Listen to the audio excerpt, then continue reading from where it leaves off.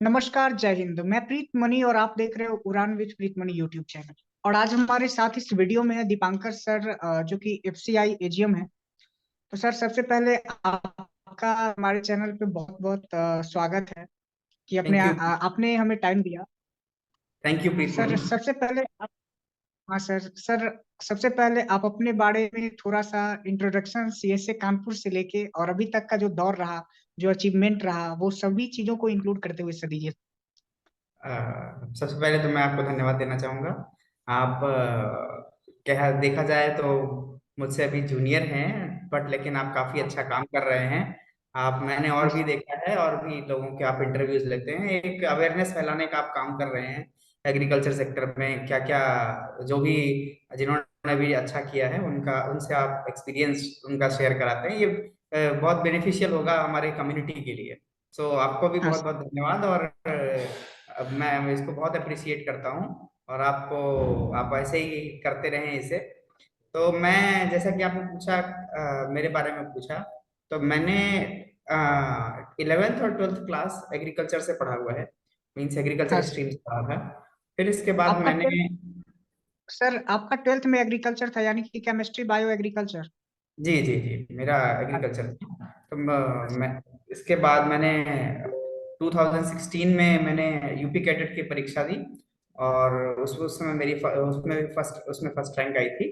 तो मैंने BSc agriculture किया चंद्रशेखर आजाद कृषि प्रौद्योगिकी विश्वविद्यालय से, कानपुर से। फिर इसके बाद मैंने जेआरएफ की प्रिपरेशन की, और मेरी प्लांट साइंस में रैंक 7 आई थी। और मैंने जेनेटिक्स प्लांट ब्रीडिंग में एडमिशन लिया, आईआरआई में, IRI new Delhi genetics division में। देन इसके बाद साथ ही साथ यूपी के पीजी में मेरी रैंक 1 थी, और बीएचयू के एग्जाम में भी मेरी ऑल ओवर रैंक 1 थी। इसके यस बाद सर। उसी टाइम पर इफ्को का एक फॉर्म आया था। तो एक्चुअली मैं एग्जाम, कॉम्पिटिटिव एग्जाम देने का बड़ा मेरा वो शौक था। मीन्स कोई एग्जाम आता था तो मुझे देने में बहुत ज्यादा एक्साइटमेंट सा रहता था। तो मैंने, इसके बाद मैंने कई एग्जाम उसके बाद दिए, जेआरएफ के जस्ट बाद। चूंकि मेरी ऑनलाइन क्लासेस चल रही थी, तो मुझे टाइम टाइम मिल जाता था पढ़ने का। तो पढ़ाई उसके साथ साथ मैं कॉम्पिटिटिव एग्जाम के लिए भी पढ़ पाता था। तो मैंने इफ्को का एग्जाम दिया, वो भी मेरा उसमें भी हो गया था फाइनली, बट उसको मैंने ऑप्ट नहीं किया। फिर मैंने नाबार्ड का दिया था, नाबार्ड में भी मेरा हुआ था, बट इंटरव्यू नहीं दिया था। इसके बाद फिर डीएचओ का मेरा प्रीलिम्स क्वालिफाई हुआ था, बट चूंकि एफसीआई का रिजल्ट आ गया था, तो मैंने एफसीआई का वो, इसलिए एफसीआई, इसलिए मैंने मेंस उसका नहीं दिया। इसके बाद फिर मैंने एफसीआई में फाइनल सिलेक्शन हुआ। तो अभी तक का तो मेरा यही जर्नी रहा है। आपने बहुत ज्यादा लोग एक जॉब के लिए ये करते हैं, एक जॉब आपने लगभग दो तीन जॉब आपने ड्रॉप आउट कर दिया सर। सर, एक और हमारा सवाल है कि जैसे एफसीआई, आज हम लोग का जो ये वीडियो सेशन है वो एजीएम को एफसीआई से रिलेटेड ही है सर। जी तो जी। सर, एफसीआई एजीएम का क्या क्या स्टेज है? एग्जाम की बात करें तो एग्जाम का क्या क्या स्टेज है सर? एफसीआई, पहले हम एफसीआई एजीएम के बारे में बात ना करके अभी हम हाँ एफसीआई का होल बात करेंगे, हाँ क्योंकि आप कह नहीं सकते हैं कौन सी वैकेंसी कब आए। तो सर, हमें होल ये हाँ, एफसीआई एजीएम की बात ना करके एज अ होल एफसीआई में क्या क्या अपॉर्चुनिटीज हैं, हमें उसकी बात करनी चाहिए, मुझे जैसा लगता है। तो एफसीआई में रिक्रूटमेंट 3 लेवल पर होता है। हमारे विद्यार्थी, हमारे जो स्टूडेंट्स, एग्रीकल्चर स्टूडेंट्स हैं, उनके लिए 3 लेवल पर होता है। नंबर 1 असिस्टेंट, कैटेगरी 3 हाँ लेवल पे। And number 2 is category 2 level post, that is manager, manager level पर होता है। और category 1 level post AGM level. तो हर बार रिक्रूटमेंट में जो भी सिलेबस चेंज हो सकता है, पैटर्न चेंज हो सकता है, बट जो बेसिक चीजें हैं वो कभी नहीं बदलती। जैसे कि आपके मैथ्स हो गया, एप्टीट्यूड हो गया, रीजनिंग हो गया, एग्रीकल्चर हो गया, और अगर जीएस उन्हें पूछना है तो वो तो बेसिक्स सेम रहते हैं। पैटर्न हर बार बदल जाता है, कभी 3 फेज में का एग्जाम कराएंगे, कभी दो फेज में कराएंगे, कभी एक फेज में करा के इंटरव्यू कराएंगे, बट मोर और less syllabus will be the same. और इन्हीं 3 उसमें होता है। तो आपको जब भी मौका मिले, आपको इसमें जिस भी लेवल पर मौका मिले, आपको इसमें पेयर होना चाहिए। Yes sir. सर इसका नंबर ऑफ क्वेश्चन किस लेवल का कितना कितना रहता है सर, जैसे एग्रीकल्चर और बाकी सब्जेक्ट का रेशियो क्या रहता है सर? ये भी हर बार डिफरेंट हो जाता है कि जो जब प्लानिंग होती है एग्जाम कराने की तो उस हिसाब से वो जब जो डिसाइड हो, बट इस बार का जो है वो 2 फेज में असिस्टेंट का एग्जाम हुआ है। हाँ और सर। सेकेंड फेज में दो दो पेपर हैं। पहला पेपर है जिसमें मैथ्स रीजनिंग इंग्लिश 120 क्वेश्चंस का, maths yes reasoning sir. English और जीएस आ रहा है। और हाँ सर। दूसरा पेपर है जिसमें एग्रीकल्चर बायोलॉजी और केमिस्ट्री, और एक ऑप्शन है एग्रीकल्चर जूलॉजी और बॉटनी, और दूसरा ऑप्शन है एग्रीकल्चर फिजिक्स और केमिस्ट्री, और वो भी यस सर। 150 मार्क्स का है। तो मोर और लेस सब्जेक्ट से ही रहते हैं, बस आपको मे बी क्वेश्चन ऊपर नीचे हो जाए, वेटेज ऊपर नीचे हो जाए, बट मेरा ऐसा कहना है कि आप सिर्फ एफसीआई को ध्यान में रख के तैयारी ना करें। आपकी तैयारी हाँ एक कॉमन होनी चाहिए, और जिससे आप हर तरीके के जो भी एग्जाम आ रहे हैं उनको आप वो कर सकें, टैकल यस कर सर। सकें। Yes sir. सर एफसीआई के एग्जाम में निगेटिव मार्किंग भी होता है क्या सर? हाँ बिल्कुल होता है, 1/4 नेगेटिव मार्किंग इस बार था। Yes sir. सर जी। एफसीआई का फॉर्म हर साल आता है या फिर जैसे इफको का आप अल्टरनेट करके आता है, जरूरी किस तरह नहीं का? है हर साल आए, बट 1 और 2 ईयर्स में कोई ना कोई वैकेंसी आ जाती है, yes depends on sir. Vacancy. हाँ सर। सर जैसे एफसीआई की बात करें तो उस दौरान एग्रीकल्चर पोर्शन को कवर करने के लिए आपने कौन कौन सा बुक पढ़ा था सर? देखिए, मैंने एग्रीकल्चर पोर्शन। एसबीआई के लिए कोई स्पेशलाइज प्रिपरेशन नहीं की थी, हाँ सर। स्पेशली एग्रीकल्चर प्रिपेयर करने के लिए, क्योंकि मैंने जैसा बताया आपको, मैं शुरू से ही यूपी के हाँ सर। जेआरएफ के लिए और ये डिफरेंट एग्जाम के लिए, पीजी के एंट्रेंस एग्जाम के लिए तैयारी करता था, तो वो एक मेरा था। दूसरा वो उससे मेरा एग्रीकल्चर कवर था। दूसरी बात ये है कि जैसे जो उसमें अलग सब्जेक्ट थे, जैसे हाँ कुछ पोर्शन होता है एक्ट्स का, एक्ट्स आते हैं उसमें, या फूड से रिलेटेड लॉज या लेजिस्लेशंस जो भी आते हैं, वो मैंने अलग से कवर किया था। वो मैंने हाँ ज्यादातर तो इंटरनेट से ही कवर किया था, डायरेक्ट इंटरनेट से डायरेक्ट पढ़ा था। और इसके बाद है केमिस्ट्री। केमिस्ट्री में जो चैप्टर मेंशन थे सिर्फ उनको ही मैंने पढ़ा था। और अब तो ये यूट्यूब पे बहुत ज्यादा वो अवेलेबल है, बहुत रिसोर्सेस अवेलेबल है। आप कोई भी एक ठीक ठाक यूट्यूब चैनल पकड़ के आप उसमें जो भी चैप्टर्स मेंशन हो उससे तैयारी कर सकते हैं। हाँ सर। सर जैसे केमिस्ट्री की बात करें तो किस लेवल का रहता है, 12th लेवल तक आप या फिर? 12th लेवल का आपको पढ़ना है, बट उसमें डीप नहीं पढ़ना है। आपको डीप नहीं? टॉपिक्स क्लियर होने चाहिए, जैसे कि आप एटलीस्ट सिंपल आईयूपीएसी नॉमेनक्लेचर कर पाए, का नाम दे यस। पाए, और जो आपकी ब्रॉड रिएक्शंस हैं आपको याद होनी चाहिए, इनऑर्गेनिक की, ऑर्गेनिक की, जो भी है, जो भी सिलेबस हो उसके अकॉर्डिंग, तो आपको वही ध्यान रखना है। सर और हमारा अगला सवाल ये था कि सर एग्जाम में मोड ऑफ लैंग्वेज क्या होता है, हिंदी इंग्लिश या फिर दोनों?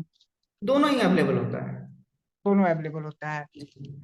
सर अगला हमारा सवाल ये था कि इंटरव्यू किस तरह से होता है, किस तरह से क्वेश्चन पूछे जाते हैं इंटरव्यू के दौरान?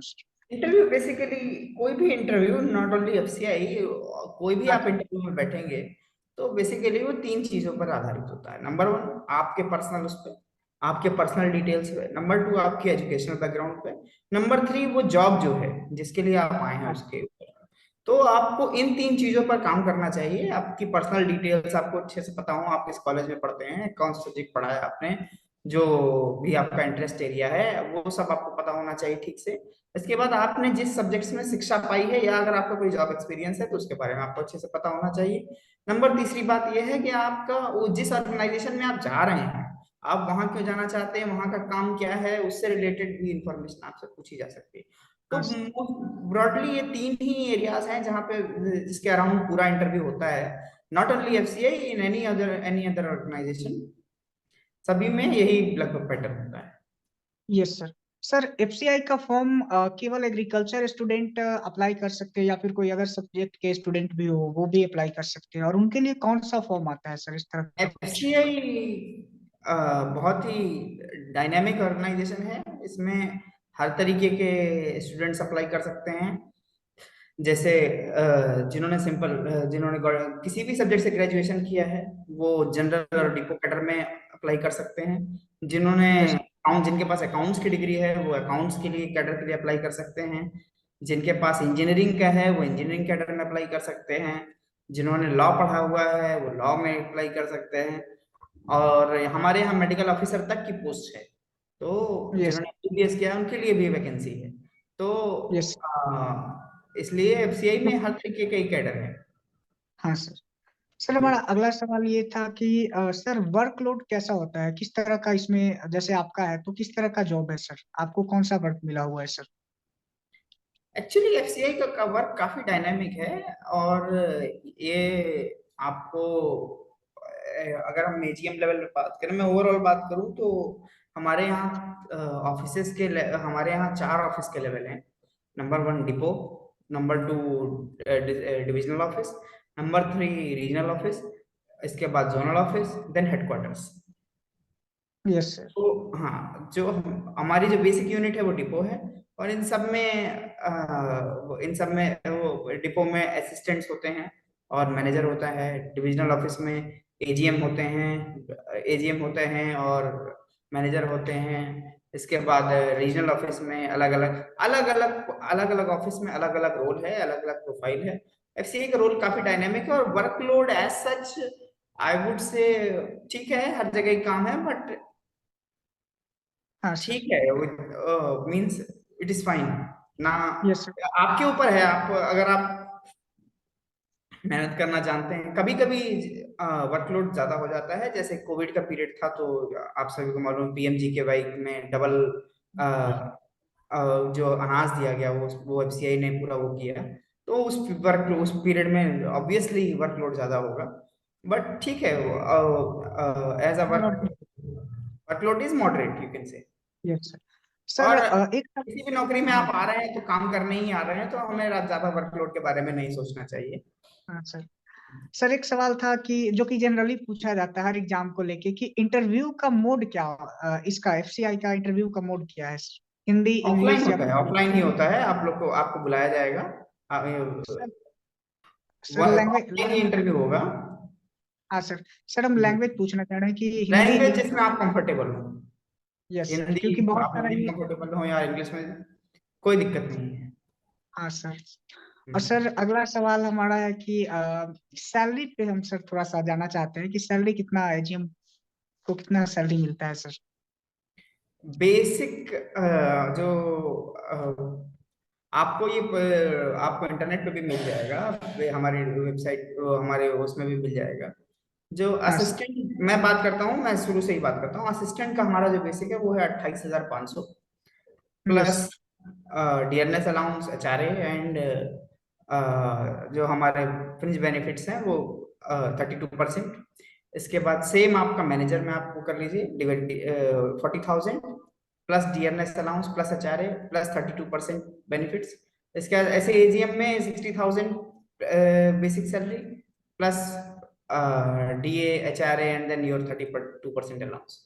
तो वही वेरी करता है, प्लस इसके बाद जो आपके रेगुलर इंक्रीमेंट्स होते हैं वो उस पर डिपेंड करता यस सर। तो है। जी ओवरऑल अच्छा सर, अच्छा सैलरी जी है जी, सर। सैलरी सैलरी एफसीआई में सैलरी अच्छी है। हाँ सर। आपके कहीं के लेवल से भी आपको ठीक मिलेगी सैलरी, आपको कम नहीं सर, कभी मिलेगी। सर अभी जो लोग तैयारी कर रहे हैं इंक्लूडिंग मी, जी हम लोग भी तो वही है सर, अभी प्रिपरेशन के दौरान ही है, बहुत सारा जॉब या फिर जेआरएफ वगैरह का तैयारी कर रहे हैं सर। तो जी सर हम जी। लोगों के लिए आप क्या कहना चाहेंगे सर? क्योंकि आप बहुत कम उम्र में सर बहुत जो कहा जाए उपलब्धि जो आपने हासिल की है।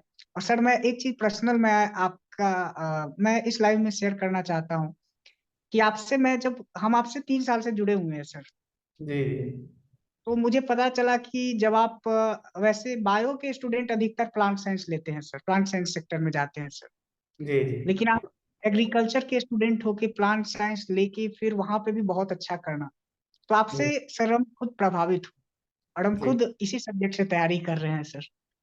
बहुत बढ़िया, आपका भी, मैं आशा करता हूँ आपकी बहुत अच्छी रैंक आए और आपको आईआरआई में पढ़ने का मौका मिले। यस तो सर। मैं मेरा कहना यही है कि आप सभी से कि बेसिक्स पर ध्यान देना चाहिए। आप यस सर। जो अभी बीएससी में स्टूडेंट्स हैं उनको तो मैं यही सलाह दूंगा, आप सेमेस्टर कोर्सेज पे अपने ध्यान दें। बहुत से कॉलेज है जिनमें अच्छा पढ़ाया जाता है, क्लासेस रेगुलर होती हैं, बहुत से कॉलेज है जहाँ पे रेगुलर नहीं होती हैं। बट हो इट इज पाती योर है। Duty, it is your duty कि आपको जो भी सेमेस्टर पढ़ रहे हैं उसके इम्पोर्टेंट कोर्स आपको, इम्पोर्टेंट कॉन्सेप्ट्स आपको पता हो, ताकि आप जब फाइनल प्रिपरेशन करें तो 2-4 महीने में कोई भी सारे 4 साल के कोर्स को कॉम्प्रिहेंड करना इतना आसान नहीं होता। तो अगर आपने हाँ थोड़ा सर। थोड़ा थोड़ा थोड़ा पढ़ा है तो it will be very easy for you. जैसे मैंने बहुत कोई स्पेशलाइज प्रिपरेशन कभी नहीं की, but I don't remember any exam की जो मेरा अभी क्वालिफाई ना हुआ हो और जिसमें हाँ मेरा सिलेक्शन ना हुआ हो। तो हाँ सर। ये कंसिस्टेंसी आपको रखनी है, यस कंसिस्टेंसी सर। रखें और लगातार पढ़ते रहें, और बेसिक्स आपका स्ट्रांग होना चाहिए। इफ हाँ basics sir. Are strong rest other can follow. आप बस यस सर। मॉडिफाइड जो भी मॉडिफिकेशन है सिलेबस का, आप उसको, आपको बस उस पर ध्यान देना है, बस आप उस पर देख के उसकी तैयारी कर लें और आप हर एग्जाम के लिए लगभग तैयार होंगे, इतना मैं अश्योर कर रहा हूँ आपको। और जैसे मैथ्स है, रीजनिंग है, इसको भी थोड़ा थोड़ा आप लोग ध्यान देते रहें, यस। कभी कोई प्रॉब्लम नहीं आएगी। हाँ सर। चलिए सर, आपका बहुत बहुत धन्यवाद जो आपने हमें समय दिया, और जी हम लोग बहुत बहुत दिनों के बाद शायद मिल पाए हैं इस लाइव में। जी जी। बहुत थैंक यू, बहुत धन्यवाद। थैंक यू, आपका भी बहुत बहुत धन्यवाद, आपने मौका दिया मुझे अपने बात रखने का। Thank you sir. Okay, thank you.